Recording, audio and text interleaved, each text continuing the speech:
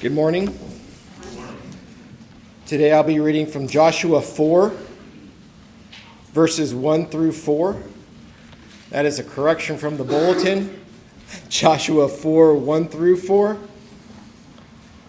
When all the nation had finished passing over the Jordan, the Lord said to Joshua, "Take 12 men from the people, from each tribe a man, and command them, saying, Take 12 stones from here, out of the midst of the Jordan, from the very place where the priest's feet stood firmly, and bring them over with you and lay them down in the place where you lodge tonight." Then Joshua called the 12 men from the people of Israel, whom he had appointed, a man from each tribe.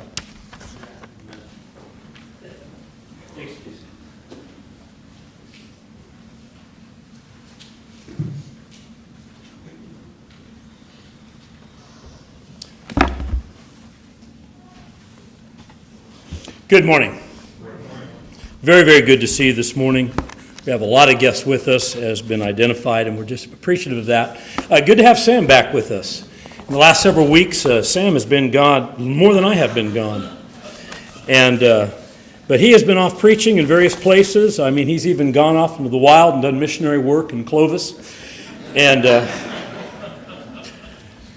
But we're very, very grateful that Sam's back and he'll be speaking tonight. And anyway, some exciting things may be in store for Sam as he's looking at some various congregations. He's already received a couple of wonderful opportunities and offers for him to go do some preaching. And we don't know when that's going to be exactly, but we just want to keep him in mind.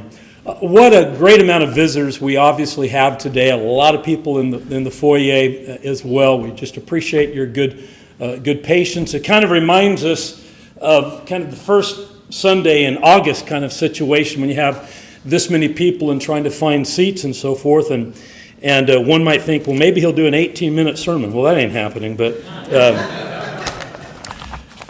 in any case, we have been doing a series on leadership that I have entitled Imagine Leadership. Imagine Leadership. And we are taking our focus to begin with in the series of lessons, as we already have, and a good collection of sermons that have already been delivered, in reference to using the Old Testament, particularly looking at the characters of Moses and Joshua. And let me say to you in the very beginning that good leadership doesn't just happen. It never has, never will. But good leadership is something that is going to be very much developed, is going to be planned and prepared. And then there has to be the incorporation, if you will, the implementation by good people to step up as we should do. And so we appeal to the Old Testament not because we are trying to emulate all of those things that happen in their circumstances, but as we have often parroted the very words of the Apostle Paul in Romans chapter 15 and in verse 4, you'll be reminded there Paul told the Romans that whatever things that occurred or happened beforehand, those things were written for our learning, that we, through patience and comfort of the Scriptures, might have hope. And there is so much that we can learn when we look into the Old Testament, and we see those principles, we see that which has been left and preserved for us by Almighty God. And so this is what we have done. Imagine leadership. And as we have done that, and we think of the challenges that are given, and so forth, that last week we've talked about Moses. And we recognize that Moses was an accomplished individual. And yet, while he was an accomplished individual with a great amount of education, a man that had done so much as he was selected by God, we know that Moses was not a superhero. And he was a man that had many challenges in his own life. But yet, what he exhibited was a great amount of faith and even humility. And so Moses displayed wisdom in listening to Jethro and seeking that advice when Jethro once saw Moses and all that he was doing and trying to lead these people, trying to judge personal matters that took place between people. And Jethro, his father-in-law, basically said, "What are you doing?" And there he had given him that very great advice to seek out men, and even men in thousands and hundreds and in tens and so forth, that these would be good, faithful, reliable, dependable individuals that would be able to help in that matter. And this is what he did. And so because of that wisdom that Moses himself displayed in listening to Jethro and seeking that kind of assistance, we see that there was great success in that particular matter. He had faith. He had humility. He was very diligent. And he becomes an effective leader, and he chose men to help him as well be involved in effective leadership. And we made application that this is exactly what the church needs today. And this takes preparation. And in the conclusion that I offered in the sermon last week, I asked every member of our congregation, of our spiritual family, to take this serious and to take it to heart, and especially in what we are doing. If what we are doing is important, then let's do what we can to help with all of the aspects of leadership. Because leadership is not just found by virtue of elders, by virtue of preachers or teachers, but leadership is found in the home. And several weeks ago, that's where we began. We began talking about the home, and that leaders are not born. Leaders are, again, developed, and they are prepared, and they are taught. And you know what? We have such a tremendous responsibility as Christian parents to raise our children in the Lord, to make sure that they have established the correct priorities in their life so that they will one day become the great leaders of the congregation of the future. If we want the church to remain viable, that's not something that's just going to automatically or accidentally happen. Well, then in looking this, then we see this foreseeable conquest of Joshua. And that's what I want us to think about at this point, in the conquest of the land of Canaan. And I realize that there's several applications that we could make, even of the song that we have sung, to this whole line, to Canaan's land, I'm on my way. And we realize that what was given to Joshua, that after the death of Moses, Joshua becomes this great national leader to the people of Israel. Though they're really not a nation yet. Not a nation in the sense that they still got to inherit a land. They still have to be established. They don't have a capital city. There are a lot of things that have not taken place. But Joshua becomes this chosen leader by God to take the place of Moses. During the conquest of Canaan, which, by the way, was another wilderness type of experience. I made the point last week that as we explore the Bible, we see that there were so many individuals, many leaders, many important individuals, biblical characters that had a wilderness experience that enabled or prepared them for leadership positions or roles. And I had given those examples. There were so many of them. Abraham, who was a nomadic individual, he had his wilderness experience. Joseph had his. Elijah had his. John the Baptist had his. The Apostle Paul, Saul of Tarsus, has his. And the greatest example is even Jesus in some of his wilderness experience, including being tempted and defeating Satan in that situation. There's so much for us to learn in the wilderness. And perhaps we need to look at this at times. What about the church today? We also can have wilderness experience because we're trying to be the church of the Lord, but yet we live in a very dark and broken world, don't we? And because of that, in our own wilderness experience, we need leadership, and this all comes down to the local church indeed. But now as we look at this model, and we see the foreseeable conquest that it demanded faithfulness, not just on the part of Joshua himself, but of all the people, and there would be some particular individuals and men that Joshua would choose to help achieve the conquest of Canaan, of them receiving, finally, the promise that had been given to Abraham so many years, centuries before, that the people of Israel would receive the land of Canaan. During the conquest of Canaan, in this experience, Joshua found it necessary to choose faithful or dependable men to accomplish the various important tasks that were at hand. You'll remember, for example, that in Joshua chapter 2 and at verse 1, we have very much a celebrated account that is given because they're going to be asked to be eventually to be going into Jericho.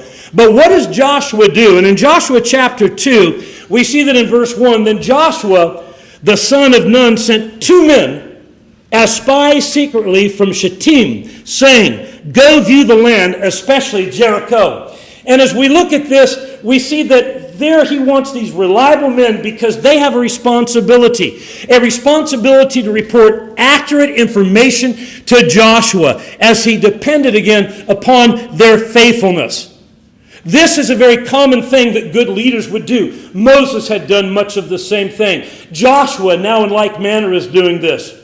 We would find a little bit later, and why I asked Jason to go ahead and read Joshua 4 as opposed to the Deuteronomy text, which we actually read last week. But this is why we find in Joshua chapter 4, what we read a moment ago, that what did Joshua do? 12 reliable men of character were chosen as representatives, to be representatives of the whole of Israel after crossing the Jordan. When you look at that text again in Joshua 4 and verse 1, now when all the nation had finished crossing the Jordan, the Lord spoke to Joshua, saying, take for yourselves 12 men from the people, one man from each tribe, and command them, saying, take up for yourselves 12 stones from here out of the middle of the Jordan, from the place where the priest's feet are standing firm, and carry them over with you and lay them down in the lodging place where you will lodge tonight. Now this will become very highly representative. But as we see that these 12 men from these 12 tribes and stones, which become stones so often used as stones of remembrance.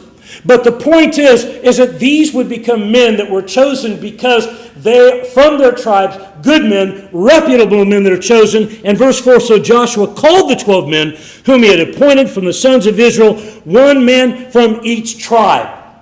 There are times that you've got to choose people to do a work, and certainly Joshua, like Moses, could not do everything himself. The fact is, the bulk of the book of Joshua provides the account of the tribes of Israel as they receive their individual land inheritances. We understand that. That's kind of the primary purpose of the book of Joshua, the conquest of Canaan. And it specifically names particular family heads. When you read very carefully Joshua chapters 10 through 19, and there we see that the lands that are inherited, the borders that are given, but what you will find, again, are specifically names of these particular family heads that were to take charge of these territories. Again, these are going to be individuals. These are going to be men that were reputable, men that were faithful, dependable, very reliable. Joshua was not a king, but as a national and as a spiritual leader of Israel, he was instructed by God to grant these territories and name the tribal leaders accordingly. And this he did. Now, when you think about the book of Joshua, Joshua does something else very similar to what Moses does in the book of Deuteronomy. In the book of Deuteronomy, Moses basically has a few very important sermons in that book and a number of farewell addresses at the end of Deuteronomy. And now Joshua does much of the same thing when we come to near the end of the book of Joshua. Joshua is going to give some farewell addresses too, reminding Israel of some important matters. And then we are very familiar with the poignant warning that Joshua gave. Take your Bibles and turn over there to Joshua 24. You're very familiar with verse 15, but I want you to look at verse 14 beginning. In Joshua chapter 24, and beginning at verse number 14. Now, as Joshua is addressing the people of Israel, verse 14 beginning, now therefore, fear the Lord, serve him in sincerity and in truth, and put away the gods which your fathers served on the other side of the river and in Egypt. Serve the Lord. And if it seems evil to you to serve the Lord, choose for yourselves this day whom you will serve, whether the gods which your fathers served that were on the other side of the river, or the gods of the Amorites, in whose land you dwell. But as for me and my house, we will serve the Lord. I understand that the vast majority of here today are very familiar with verse 15, Joshua 24:15. Some of you probably have a plaque in your home that has some of those words. What a beautiful expression of choose this day whom you're going to serve. And that a conclusion that Joshua makes, as for me and my house, we're going to serve the Lord. But as he makes this appeal, he is making an appeal to these people, to that generation. and to the younger generation that's going to follow. And you know what's very interesting to me about this? Because we would look at this and we would ask the question, did he succeed? Did Joshua succeed? And I want to say to you, absolutely he did. That as a leader, Joshua succeeded, and we have a couple of interesting statements I want you to turn to that really very much illustrate this. First of all, the cross-reference I want you to go back to is if you take your Bibles and turn back to Joshua chapter 2. Joshua chapter 2, and look at verse 8. So we have in the beginning of his commission of leadership, of what's going on with Israel in the inheritance of the land to come.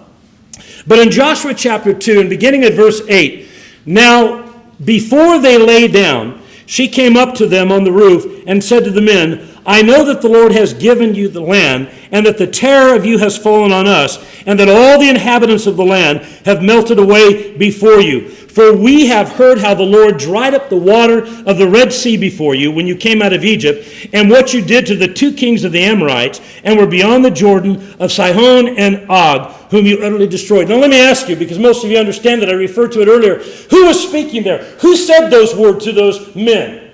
Rahab. Rahab. She was not of the children of Israel. She was very much a Gentile in Jericho. But you'll remember that she had also talked about when they had heard of these things and what had happened, and with Israel and with Joshua, and even earlier, the stories of Moses and of that time when they left Egypt. She says, when we considered these things and heard about these things and found out that it was reliable information that they had heard, she says, our hearts melted. And I want us to understand that you see God was with Moses and God is with Joshua. And she is recognizing that. And so she is going to give the information to these spies that Joshua had sent forth, because God's plan is going to be at work and that there is going to be success. But Joshua has to follow the pattern, the commands, the ways of God in order to accomplish that.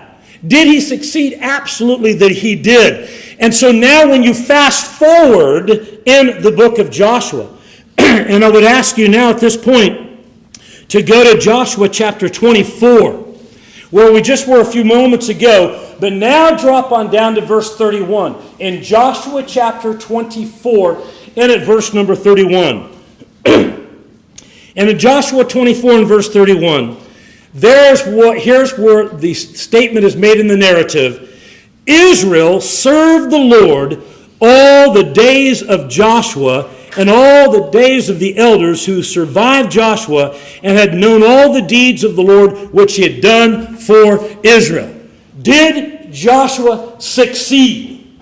Absolutely he did.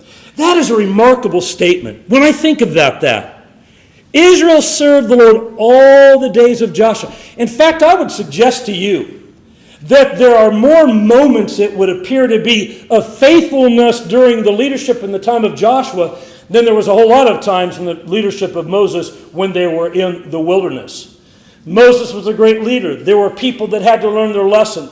But this is a fantastic statement, a wonderful statement, that they served Israel. The Israel served the Lord all the days of Joshua and the days of the elders who survived Joshua and had known all the deeds of the Lord which he had done for Israel. That just shows that not only during Joshua's time that there was a great amount of faithfulness, but what about the elders who survived and followed him? And did that next generation exhibit some faithfulness? Absolutely. But then it brings about another question. What about the generations to come? And when we leave the book of Joshua, what book do we go to next? Judges, right? The book of Judges. And what do we see in Judges?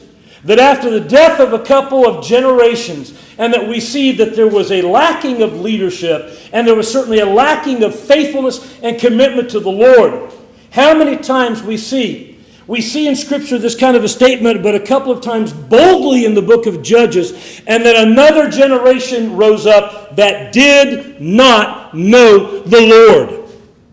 Brethren, we've got to understand, and we've got to understand this clearly, that when we look and we may think, wow, it's great that we've got leadership in the church. I appreciate so much what Brother David Ramsey said in the Bible class today. I appreciate what he said about the eldership here. We have elders, as we brought out in the Bible class this morning. There are elders serving from some other congregations. It is a wonderful thing to have good, faithful, qualified men serving in these kinds of capacities, elders, to have faithful preachers, to have faithful teachers, to have those that are really stepping up to do. But I tell you, we cannot assume for a moment that the next generation is just going to automatically, naturally do it unless we plan, unless we prepare, unless we develop, unless we motivate people to do that. What can we do to do that? That we might ensure the viability and the strength and the faithfulness of this congregation, not just in my generation or some of the younger generation, but how about the generations to come? That as long as time permits, that may there be a faithful congregation observing the ways of God in all faithfulness, dedication, and commitment, because we have prepared ourselves. That doesn't happen by accident. And it doesn't even take a full generation to go by to lose ground, does it? We've got to appreciate that. Now, looking at this then, the foreseeable conquest that demands the faithfulness that faced Joshua and the people of Israel about the church. What about the church? The church today, and the church today possesses significant conquests in the areas of evangelism, of edification, or of teaching and building up the body of Christ spiritually, numerically, taking care of one another emotionally, spiritually, and even physically within the body of Christ. You see, as we consider this and imagine leadership, we can imagine the leadership of the New Testament church not because it has been somehow left to our imagination. We can imagine it. And I mean in the classical way in which we use that word, we can imagine it, we can see it because it has been left for us. God has shown us what it's all about, even within His New Testament church. By the very plan of the Lord Himself and what we see in the example of the New Testament. I want you to now to turn, if you would, to a New Testament passage then, as we talk about the foreseeable conquest that demands faithfulness when it comes to the Lord's church today. Turn over to Ephesians chapter 4. And I had said in the Bible class earlier today that in Ephesians chapter 4, that we'd be going to this passage. But in Ephesians chapter 4, and just want you to notice, and in verses 11 through 16, we really see that the Apostle Paul, writing to the church at Ephesus, is reminding them of God's wise design of the church and what they faced, and furthermore, of what it was going to take for them to grow, to be edified and grow in love, verse 16. But I want you to notice verses 11 and 12. 11 of 12. And there the Apostle Paul, by inspiration, says, and He gave some as apostles, and some as prophets, and some as evangelists, and some as pastors and teachers. And I even, in the class today, threw out a little bit of the Greek words, the Greek grammar that is used there. And we see that He gave some to be apostles, He gave some to be prophets, some to be evangelists, and some to be pastors and teachers, that is, teaching pastors, those that are very concerned with the flock and will teach them the Word of God. Hebrews 13:17, as we studied this morning. But now notice this, in His wise design, it's very causative when you go to verse 12. Look at verse 12. Now He gave some in all of these positions, these important roles. Then it says in verse 12, for the equipping of the saints, for the work of service, to the building up of the body of Christ. It's very interesting that when you kind of dissect verse number 12 of Ephesians 4, that you really see what's represented there, a few very important areas of what becomes the purpose or purposes, the mission of the Lord's church. And we realize that we often put that in these categories. Typically we talk about evangelism, and we talk about edification, and we talk about benevolence. What do we mean by that? Look at verse 12 again. For the equipping of the saints. In fact, depending on the translation, the King James will put a comma after the equipping, or this first clause of the saints, then for the work of service and the building up the body of Christ. Whereas some other translations will make that one clause, but be that as it may, the saints. And who are the saints that Paul's referring to? Who are the saints? Christians are. Members of the body of Christ. Now, we need to be equipped. We need to be spiritually equipped. And we recognize that this being spiritually equipped is because we're going to be equipped with the Word of God. Do you remember when the Apostle Paul had said to Timothy, and he was hoping to come to him, he says, "But if I'm delayed in coming to you, I write these things to you that you may know how you ought to conduct or to behave yourself in the house of God, which is the church of the living God, the pillar and the ground of the truth." The reason why we have God's Word, the reason why we have this revelation, as Brother Ross brought before, that was handed down and given by virtue of the work of the Holy Spirit, that's why we have this revelation, isn't it? And the reason that we have this revelation is that we might be equipped to do that which we need to do. And we need to be spiritually built up, spiritually equipped. We need to be edified with God's Word. That's the importance of teaching and sharing it even with one another as brothers and sisters in Christ, and doing those things that are edifying, that build up the body. The equipping of the saints for the work of service. And I'm saying we need to be service-oriented from the standpoint that even as we would take care of one another, a work of service, and we have multiple examples in the New Testament church where there were members of those bodies, of those individual congregations that were in need. Sometimes it was physical need.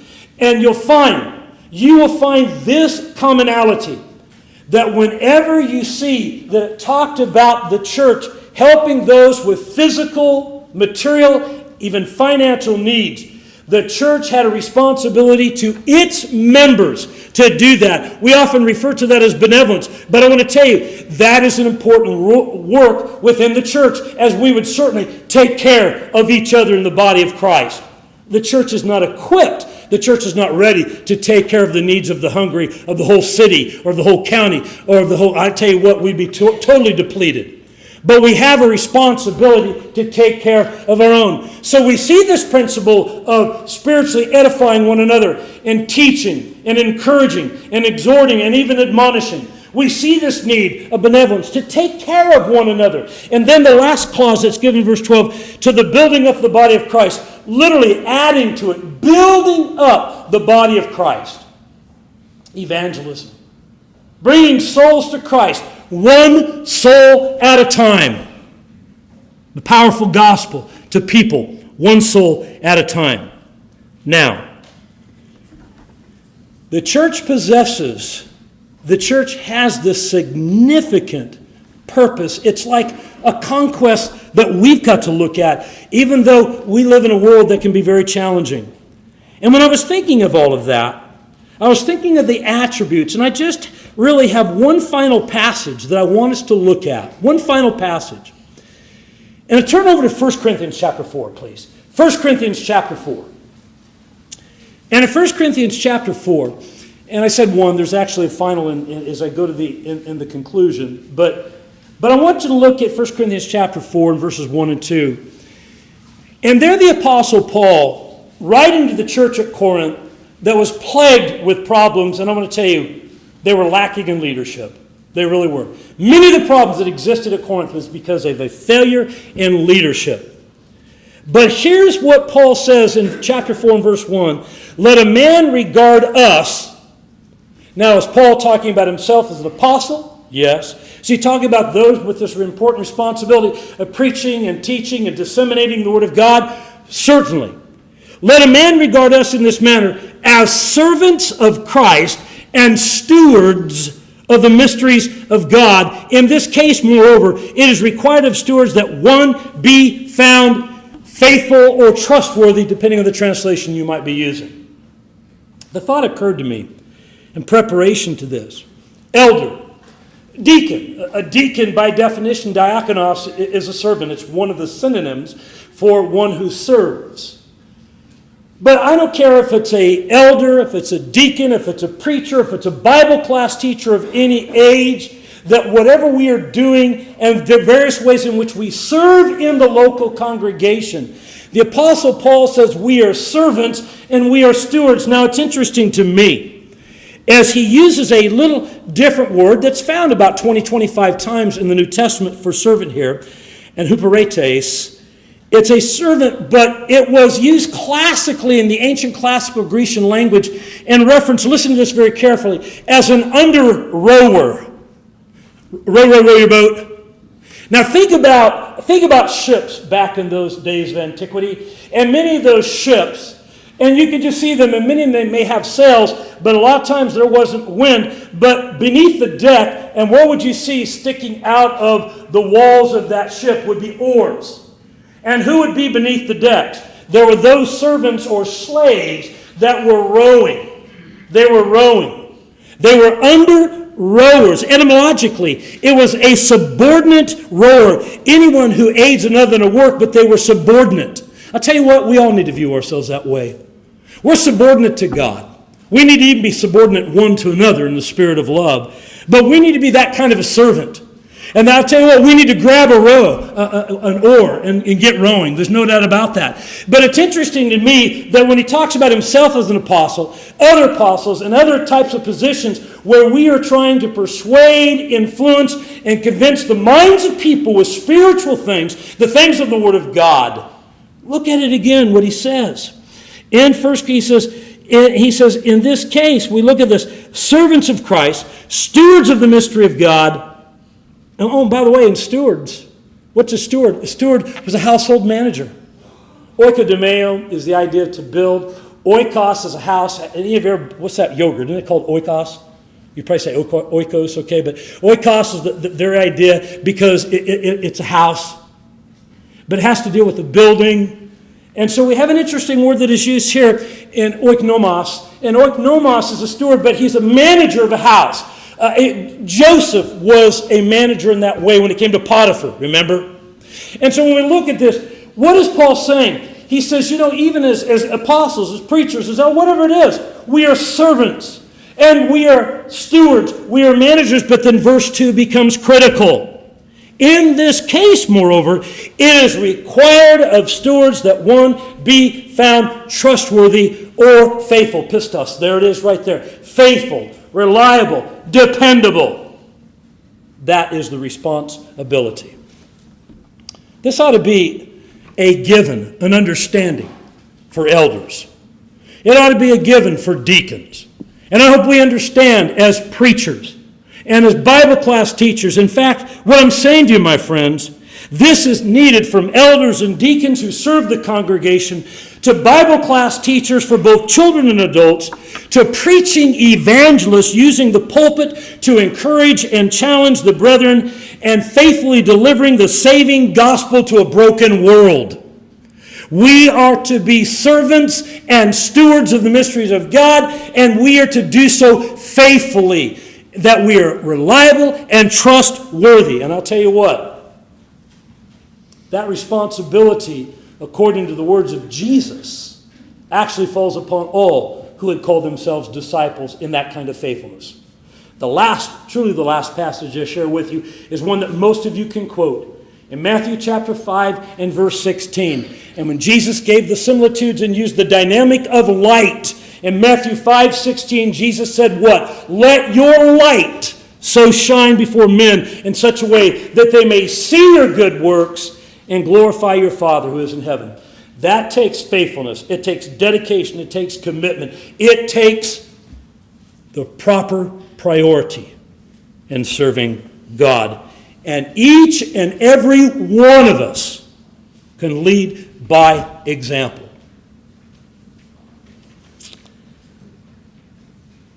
I hope, again, that we will take this serious matter to heart. The relevance of these needs for leadership among the Israelites of old should be obvious to Christians of any generation, including ours, as the Lord's church will always need faithful and effective leadership. I do not want to imagine a church without leadership, especially, brethren of Los Osos, especially our congregation. Amen. But it's going to take faithfulness and diligence and commitment on our part. And I appreciate your very careful attention of these matters. We're going to sing a song of invitation. And we want you to know that what we're doing is serious business. And if we can help you with any spiritual need that you may have, there's a lot of you I do not know. I don't know what your relationship is with God. If you want to have a Bible study, let's sit down and study. If you have questions, let's sit down and address those questions with open Bibles. But if we can assist anyone in any spiritual need, if you know what you need to do and you are ready to be baptized into Christ, let's talk about that. But whatever your spiritual need may be, if we can help you in any way, let that be known at this time as we stand and as we sing the song that has been selected.